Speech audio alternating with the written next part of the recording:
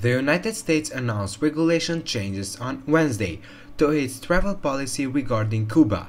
U.S. administration officials told reporters in an effort to implement President Donald Trump's policy of holding the communist regime accountable for its human rights violations.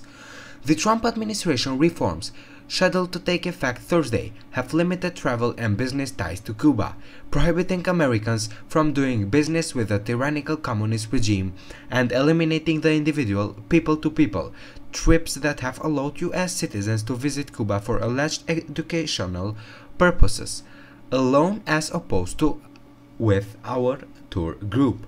We have strengthened our Cuba policies to channel economic activity away from the Cuban military and to encourage the government to move toward greater political and economical freedom for the Cuban people, said Treasury Secretary Steven Mnuchin in a statement Wednesday.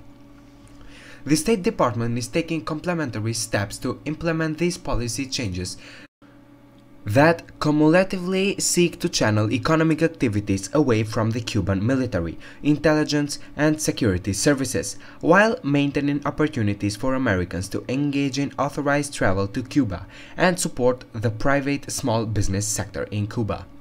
The actions today show that we stand with the people of Cuba, and I want to reiterate that improvements to the United States-Cuba relationship will depend entirely on the Cuban government's willingness to improve the lives of Cuban people, including promoting the rule of law, respecting human rights, and taking concrete specific steps to foster political and economic freedom, explained one of the officials.